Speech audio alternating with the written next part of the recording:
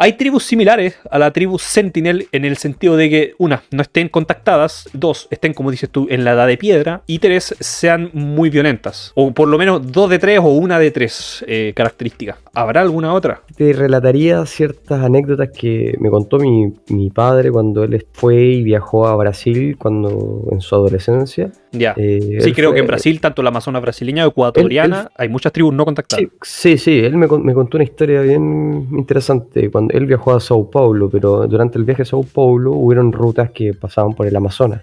Ya. Y le contaban a ellos que en una de estas rutas en la cual él pasó, digamos en bus, había una tribu que solía lanzar flechas a las llantas de los autos para después cazarlos, y posiblemente eran caníbales. Wow. O sea, estaban totalmente conscientes de la civilización, pero querían atacarla directamente para matarla.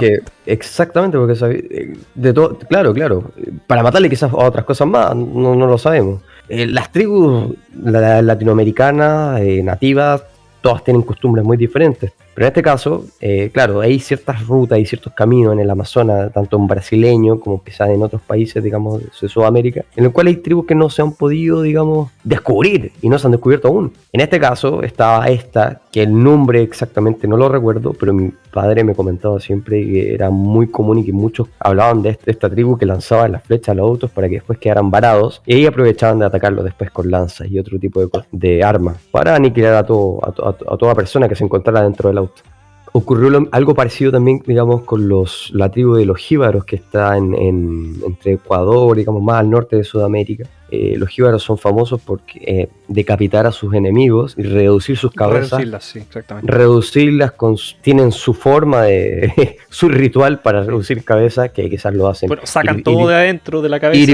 Hirviéndola después en agua, ellos tienen su y las cuelgan como trofeos, podríamos como decirlo. Trofeos. Y lo interesante es que le sigue creciendo el bigote, el pelo. Es bastante tétrico. Es siniestro. Sí, pero, sí. Pero como te comentaba, cada tribu tiene su forma de combatir o de cazar, digamos, lo que ellos consideran como el enemigo. Claro. Esa tribu ecuatoriana que dices tú, claro, está en el Amazonas, ¿cierto? Si bien es una tribu contactada, hoy en día, claro, es que me acordaste porque yo también la conozco un poco. Ellos hoy en día siguen creyendo en estos rituales, más no los hacen, obviamente, porque lo tienen totalmente prohibido. O sea, es totalmente sanguinario para el contexto que vivimos actualmente. O sea, es imposible hacerlo, pero ellos siguen creyendo en esas cosas. Y claro, ellos admiten que no lo hacen más por un tema de que lo tienen prohibido, básicamente, por el Estado, en este caso el gobierno, ¿cierto? Por ley ya no pueden reducir cabeza, y suena loco hasta decirlo. Suena loco, pero creo que en teoría, yéndome a la profundidad de su cultura, creo que lo hacen por un tema espiritual. Creo que salvan el alma de su enemigo que mataron en batalla al reducir su cabeza. Pero es algo positivo más que negativo. Según ellos.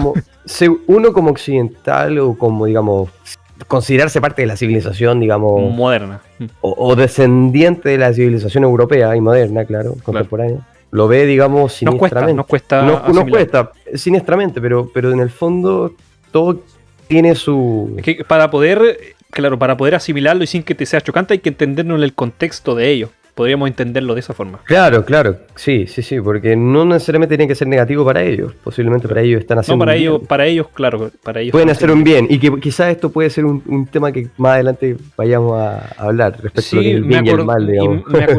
Me acordaste también de una tribu en África que, bueno, son unos habitantes, no recuerdo el nombre de la tribu, pero te lo voy a explicar más o menos grandes rasgos, que son un tipo de personas que son caníbales, que según ellos se comen, no comen persona viva, se comen cadáveres, pero según ellos lo comen para purificar, claro, en teoría el alma a la cual se están comiendo, de la persona que se están comiendo. Es más o menos similar, o sea, imagínate, la distancia de miles de kilómetros que hay entre la tribu ecuatoriana del Amazonas con esta africana que yo te estoy diciendo, y más o menos comparten una idea similar de lo que es la muerte, ¿cierto? Que es purificar el alma de en este caso, su enemigo. Claro, ocurre lo mismo con las tribus de los que mencioné, los nativos norteamericanos, ciertas tribus de los nativos norteamericanos solían sacar el cuero cabelludo de sus enemigos. Era muy famoso en los tiempos del lejano oeste, Es muy famoso también porque se muestra mucho en las películas, etcétera, que coleccionaban caballeras. También hay Tienen su explicación. una motivación espiritual dentro de eso. Creo que el espíritu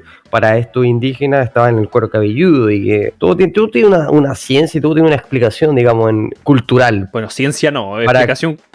Sí, creencias, lo digo ciencia digamos, una explicación. Según ellos, claro, para ellos. Una explicación cultural. Sí, yo te reitero y vuelvo a decir que, bueno, yo preferiría vivir como vivo ahora. Yo en este sentido agradezco que la modernidad sí ha llegado a América, porque no me gustaría vivir entre personas que reducen cabeza y bueno, todo ese tipo de cosas que nos resultan, claro, extremas para el día de hoy, ya que hoy día se supone que existe la ética, ¿cierto? Existen las leyes. Eso no quita que hayan asesinatos y cosas muy sanguinarias en el mundo, incluso un mundo moderno. Eso no lo quita. Pero sí vivimos en una cierta tranquilidad en la cual se nos asegura un mínimo, ¿cierto? De tranquilidad o de seguridad. Bueno, los nativos norteamericanos solían decir, tras la llegada del hombre blanco, o digamos el hombre europeo, decían que el hombre europeo prácticamente está muriendo en alma y cuerpo, espíritu, lentamente. Ya. Y que ese era su gran problema.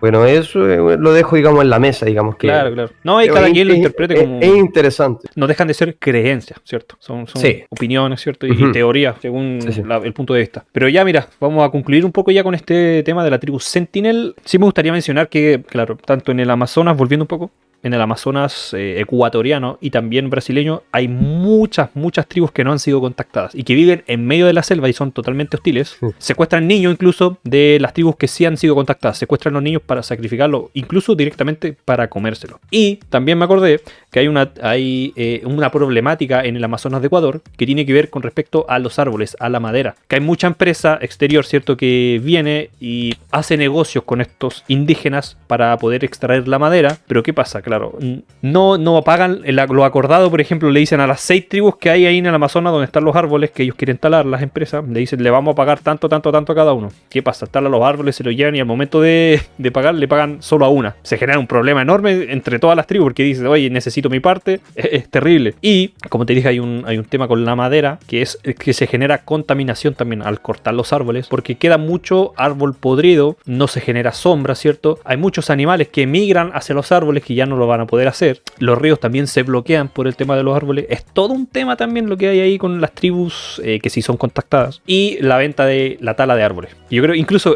puede ser un tema para otro podcast, que es bien interesante. Hay una crisis de la madera en el Amazonas ecuatoriano. Sí, mira, como tú bien decías, hay un montón de tribus que no han sido descubiertas y que quizás nunca sean descubiertas porque el territorio amazónico es bastante peculiar. No se puede entrar con vehículos ni nada. Debido a que sus características es que es una selva inmensa. Claro, y ellos están en su territorio y la conocen a la perfección, saben cómo defenderse totalmente. Claro, porque un turista o una persona como nosotros llega a esa selva y no pasa una noche como explorador, posiblemente duraría muy poco y peor aún, podría estar dando vueltas y vueltas por el mismo lugar sin salir y uno podría pensar de que estamos avanzando, pero estamos dando vueltas en el mismo lugar. Claro. Hasta que nos pique un insecto, una rana venenosa, una serpiente, cualquier animal, hasta un jaguar. Exactamente.